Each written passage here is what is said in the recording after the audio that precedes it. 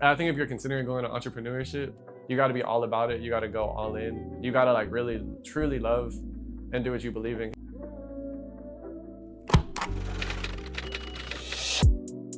So Frothing Fest, it's an event production company. I think what Frothing's mostly known for right now is the concerts. But like we'll do events for different clients as well that's not necessarily promoted through Frothing, as well as just all of our like building the lifestyle brand behind Frothing. I got the name, kind of like the whole idea behind the brand is we're kind of going with like a beach theme. So the idea of like froth, we did just over the summer, we did like a billboard on a Times Square, and essentially like the ad was a wave hits the beach, comes back, frothing spelled out like on the sand. So yeah, it's supposed to be kind of like a beach theme. Yeah, frothing itself means like is rad or is sick. It's something like people who surf will say. So they're like, damn, the waves are frothing today. I'm from Houston, and then grew up in like Houston, then moved to like Galveston, Kemah area. Yeah, I think being around the beach shaped me heavily. So the first job I ever had was I worked for Galveston Beach Patrol. So I was a lifeguard there. I started like junior lifeguard program, which is like the lifeguard training when I was 10. So I did that for 6 years, and I started working there full time whenever I was 16, or like full time in the summers at least. And it was kind of just all about like the beach stuff, you know? And that's kind of whenever I've always like had a thing for entrepreneurship. Like I've just loved the idea of starting businesses. Frothing started off as Frothing Vintage whenever I was a junior in high school. So I'd just sell vintage clothes, had like a Snapchat story. We'd do a drop once a week. It would sell out pretty much every single week, and I was just kind of like building customers through there. But yeah, the first business I started was like Baxter's Pooper Scoopers. So like I literally had like merch and stuff back when I was in elementary school, because one of my neighbors did like screen printing. And I would like pick up everybody in the neighborhood's like dog poop, which was the first business. And then I got pretty into like selling Funko toys. So that's whenever I like started learning about e-commerce and stuff. And yeah, I made like a pretty good amount of money just selling Funko, like bobbleheads, the pop figures. I was like super heavily into that. And that's whenever like I really like learned how to like make money online, you know? And yeah, then essentially transitioned that into doing the vintage clothes. And then it's just kind of grown from there with my interests. It's been like a journey with Frothing, you know, like it's transitioned so much. And like, I think right now, I'm kind of not at a crossroads, but there's the thing whenever everybody thinks Frothing, and like, if y'all are thinking about Frothing, you're thinking of like Frothing Festival, the concerts we're doing. Like we just did South by, we just announced a Frothing South like show that's gonna be in like 2 weeks. You know, that's kind of like whenever people think about Frothing, they think of the lifestyle brand Frothing and the concerts, but there's a whole nother side of stuff that I do like within the LLC, Frothing LLC, where we're producing events for clients that we're not talking about on Frothing. We're doing street team campaigns for people, like taking all of the skills that the team that like we built with Frothing and essentially like turning that into an agency and doing it for other people. So yeah, like we just did a street team campaign. So like we'll do posters for people, produce events. And yeah, so like I'm kind of at a crossroads, because it's like, I don't know if I want that to be a whole separate business entity than Frothing, but right now it's all in one. But definitely like whenever people think about it, they think of the lifestyle brand and the concerts. Yeah, I mean, UT, I think the people that I met there is the most valuable thing of it by far. Like that's how I was able to meet you. Made so many great connections. I interned at Launchpad, and so I was event director there. Yeah, UT, the connections. Like on my senior year, there's a professor, Sasha. He actually was like the creator of like Jambalaya Festival, Scoremore. He owns the company Scoremore. Like was one of the biggest like concert promotion companies, which is like crazy to think. There literally probably couldn't be a better person to learn from, and he literally was a professor at UT.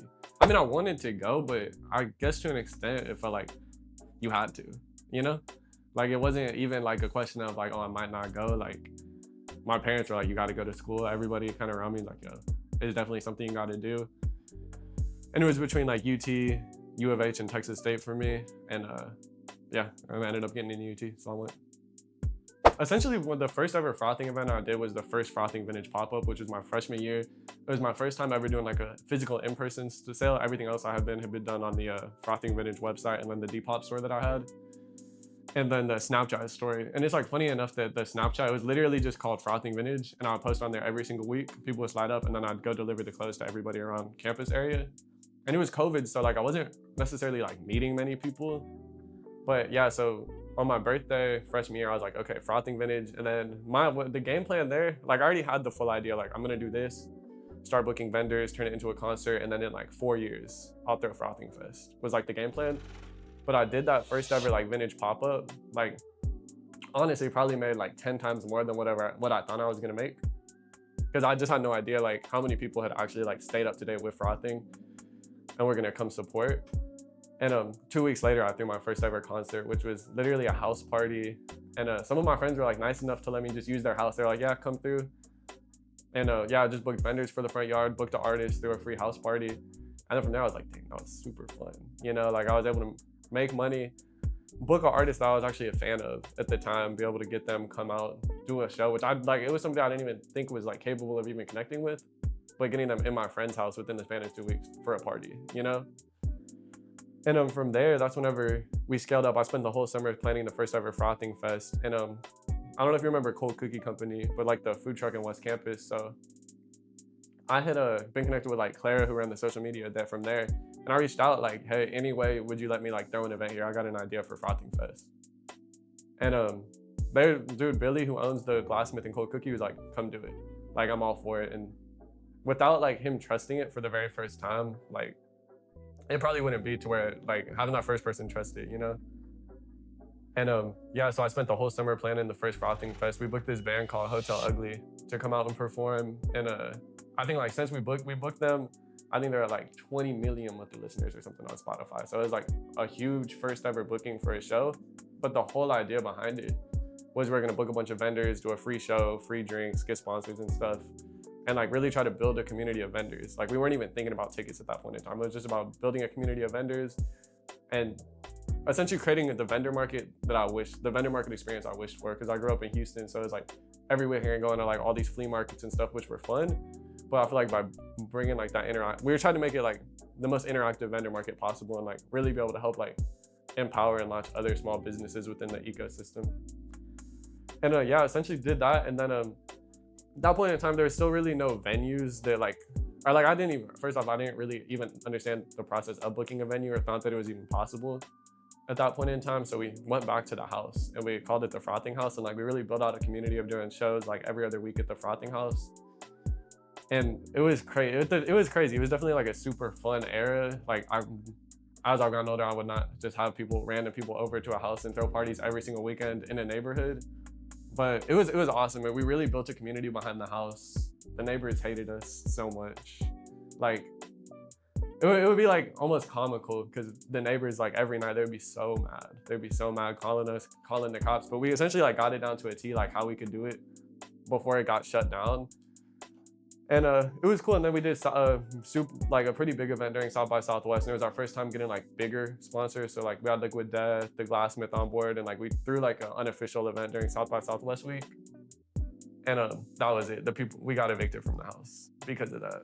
So, but then the thing that was funny was we were like, you know what?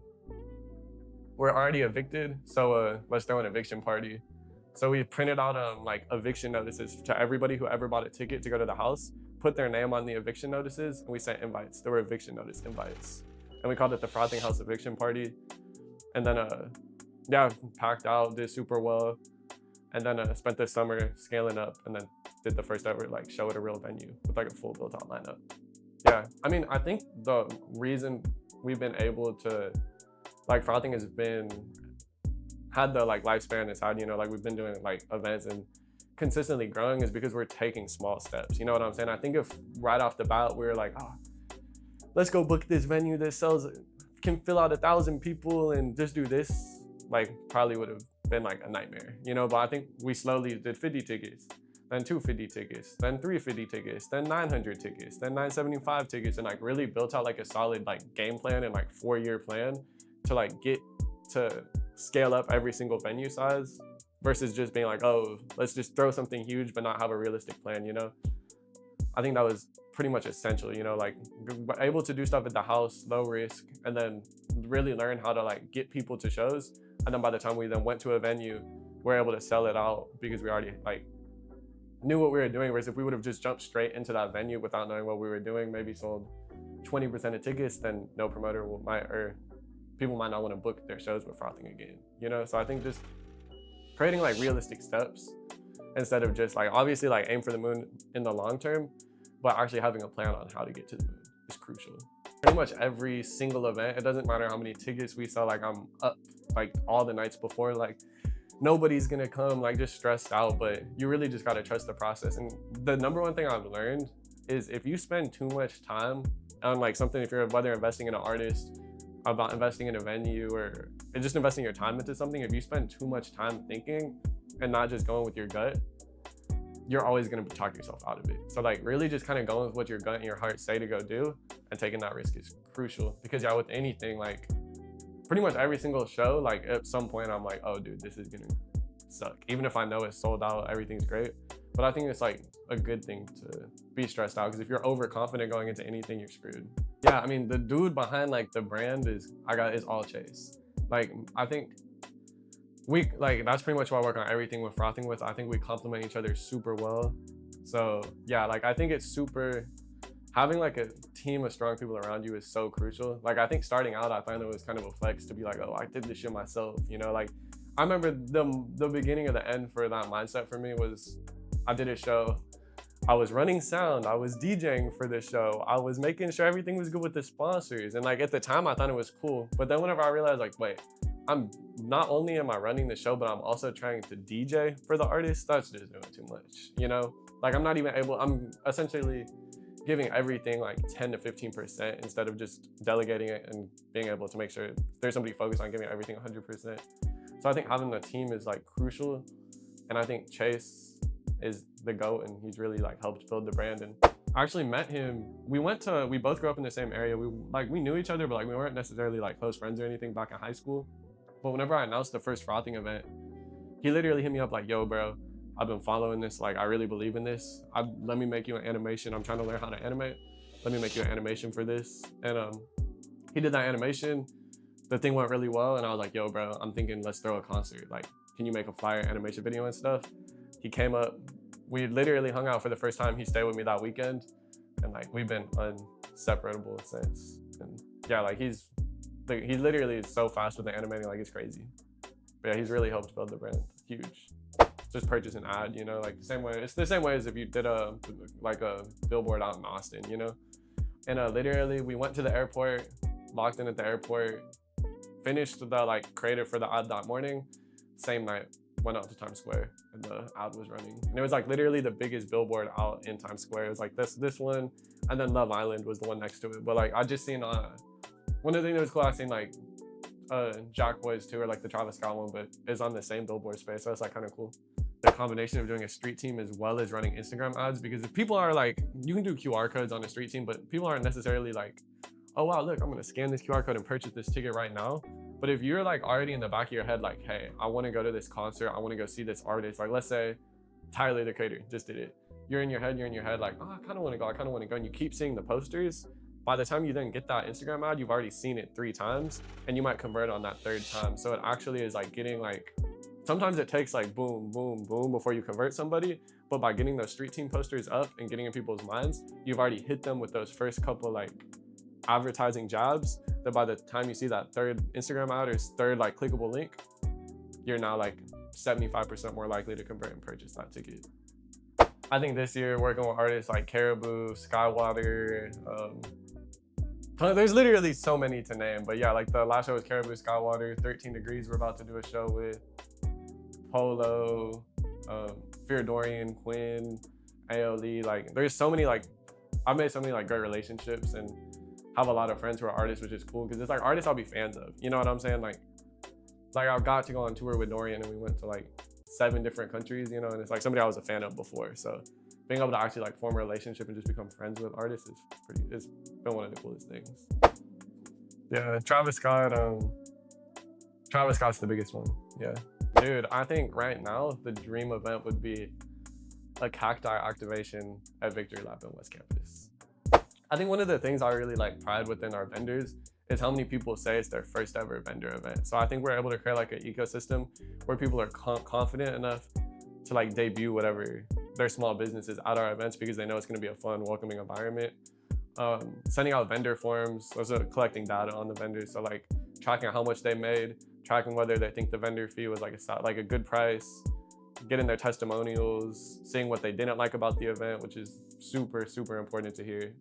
I feel like since that's what I started off doing was just doing like the vintage stuff, it's giving me like a point of view on like what vendors like and what they don't like. And then it's also like, yo, you can go vend it the market down the street and you're just gonna sit there and be kind of bored for like 5 hours. You'll make some sales, but if you come vend at a frothing event, you're gonna make a ton of sales. You're gonna get free drinks, like all types of stuff, and you're gonna get to see an awesome concert, like all included. For every single vendor, they also get a tracking link. So if a vendor sells tickets to the event, they get a percentage of every single ticket they sell. So not only are they able to create revenue at the event, but just by posting about the event, promoting the event, they're creating revenue on top of that. So they literally become a promoter for the event as well as a vendor. Being able to travel is a huge pro. The people that I've been able to meet and connect with, and like, I've loved music my whole life. So like being able to actually be a part and like know things like behind the industry and like make like actual like friendships with people that I used to look up to is a huge pro. It can be expensive owning a business, and like there's a lot of stuff you have to learn and teach yourself, whether it comes to like taxes, or there's a lot of things you just don't want to do that you're forced to do. Having to take risks, you know, there's definitely times where I've done events and like on the from the public point of view, the event was amazing, packed out, but from like the inside point of view, like it could have been a financial loss, but like it's just the name of the game. And I think if you're considering going to entrepreneurship, don't think too much about it and do it, but you got to be all about it. You got to go all in. You got to like really truly love and do what you believe in. Because I think, especially with like TikTok and stuff, it's really easy to like compare yourself to like other business owners, and I fall victim to that like every single day, just scrolling through being like, damn, look at these, they're out of Miami, they just have a Shopify site and like run ads and they're making this much, and like I spend this much time. But like I think you gotta remember that stuff's not always legit. And like I know I've even been like, okay, I'm gonna open up this Etsy drop shipping store to do screen printing supplies because it feels like a niche, but I'm like, dude, my heart's not even in it. You know what I'm saying? Like I'm doing it just for the reason to make money. I think you got to do it because you want to build something that you truly love, and the money's gonna come later. Because like I've been doing frothing like coming up on 5 years. Like the actual business has been I probably had like the LLC for like 3.5 years. It's almost been 5 years. And like there's still so much to grow. So it takes a long time, but it's gonna be the most fun journey, you know, and it really is about the journey.